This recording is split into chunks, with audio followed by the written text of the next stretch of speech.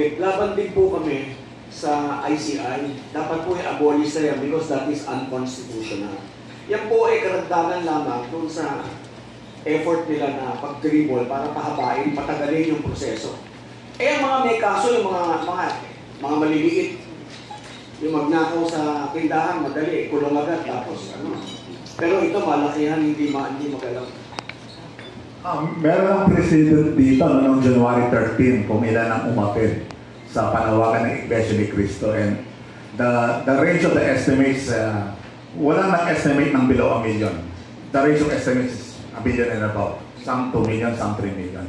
Yung rally na permit na binigay sa Quezon City, around Camp Aguinaldo, bawal mag-exceed ng 300,000. So, that means it's really way above that, pero nakiusap pwede ba sana, wag daw sana 300,000. So, yun yung lower limit. So, kung estimates lang ang tinatanong niyo po. That's for the manifesto, sir. Ilan yung target niyo, sir, dun sa manifesto? Papapirmahan niyo dun sa People Power Movement? Okay, kung gaano karami yung gustong pumirma, papayagan namin silang pumirma para gusto nila, nandun pangalan nila, sige po. Iniimbitahan po namin lahat ng gustong pumirma dun sa manifesto. Mas marami, mas maganda po. Kung magkakaroon pa ng additional pages yan, okay lang po. Wala specific target on how many? Wala po. We expect marami pong gugustuhin na pumirma para ma-record na sila ay kasama sa laban. Sir, yung date kasi may kasabay na rally, alam naman natin, INC, doon naman sa Manila. Bakit yung date ng rally din natin almost the same with them? Palagi ko, kasama rin namin kasama kami. Oo. Kasama namin sila sa sa adhikain na ito. So, pwede naman silang dumating dito sa amin at samahan din kami. Pwede rin po. Thank you, sir. Everybody, lahat po ng Pilipino na gustong manatiling lumalaban para sa katotohanan, para sa katarungan.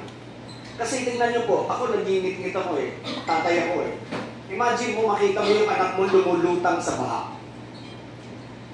Masakit. Thank you very much. I hope nasagot po yung tanong ninyo. Next question po.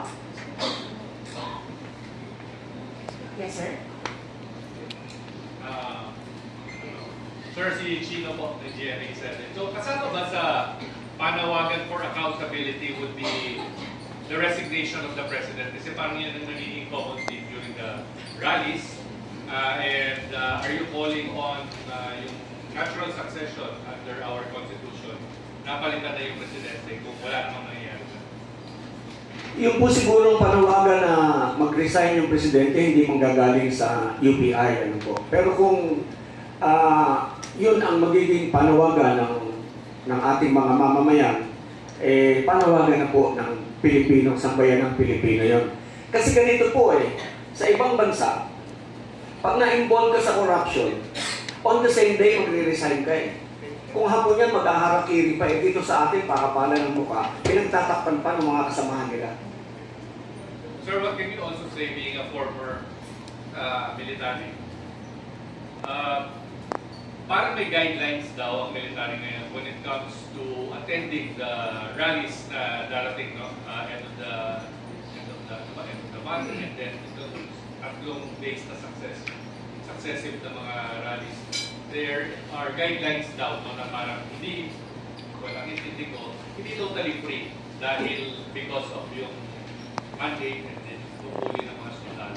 Would you agree na dapat may guidelines kung sumali?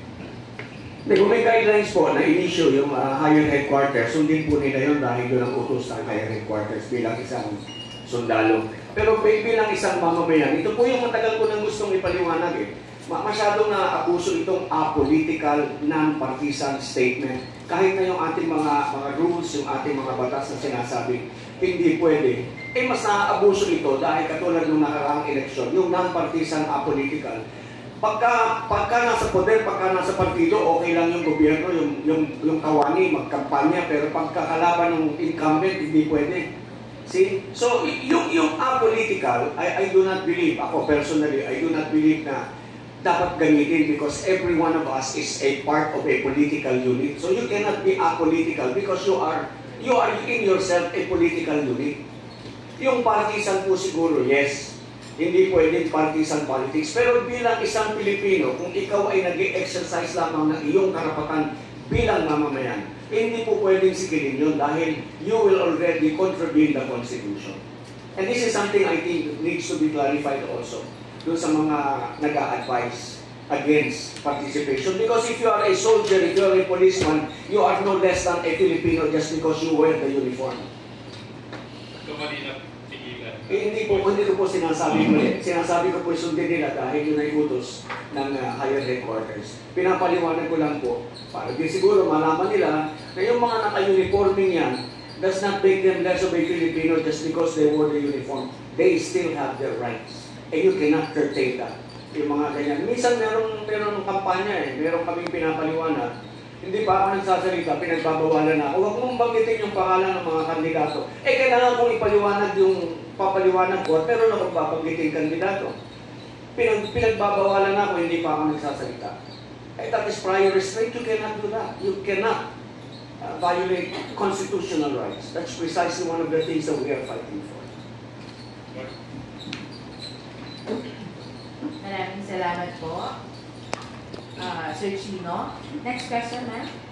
Good morning po. Shirley po from Abante. Hindi na po ng statement tungkol po sa pag-alis ng pension ni Sir Focus po and yung case po ng sedition na sinampa po sa kanila. Thank you po, sir. Alam po ninyo, meron akong post yan yung pong pension ng mga retirado, ano yan it is similar to a property. It's similar to a property because you can put that on the table subject to negotiation.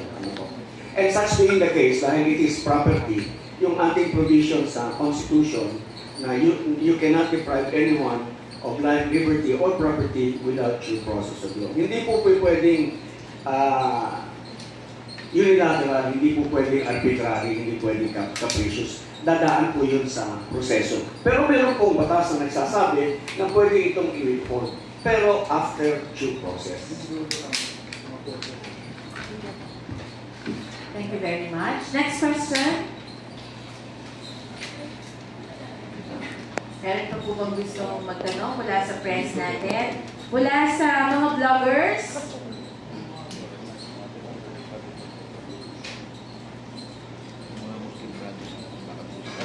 Nag-iisip pa po ng tanong. Yung mga Muslim brothers natin at saka Christian community, baka pwede nyo Opo, pwede rin po kayo magtanong sa ating mga religious speakers from the religious groups, I mean. statements. Sir, balikan any of the people sa panel can answer. Pero reaction na lang, ito nabanggit naman kanina. Reaction na lang dun sa sedition charges kay Congressman Barsaga and or yung investigation or yung case na filed kay General Pompeo. You feel, nabanggit kanina na parang sinisikil yung nagsasabi ng katotohanan. So general reaction na lang ng group when it comes to that, sir. Yung kay Congressman Barsaga, hindi ko nadidinig hindi ko na-monitor si Congressman Barsaga. Pero yung kay General Pokis, alam po ninyo, pagka binanggit namin yung salitang laban, and you are going to prostitute the word laban para ipahiwatig mo na si General Pokis nananawagan ng paglalaban sa ating pamahalaan, that is stretching your imagination too much. Ano po? Hindi nga po manggagaling sa amin yung mga ganyang klase dahil kami mismo ang gusto namin ipaglaban ang saligang batas. So hindi po kami gagawa ng ganyan. Pero do not put words into our mouths dahil hindi po namin sinabing lumaban kayo, mag-alsa kayo, tanggalin natin si Marcos sa Malacanang. Hindi po wala pong gano'n.